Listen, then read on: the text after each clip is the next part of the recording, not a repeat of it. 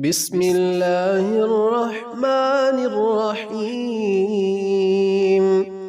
ألهاكم التكاثر حتى زرتم المقابر كلا سوف تعلمون ثم كلا سوف تعلمون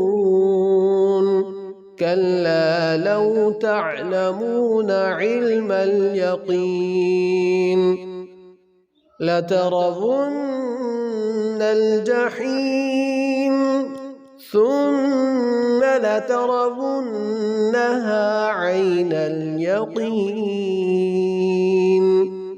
ثم لتسألن يومئذ عن النعيم.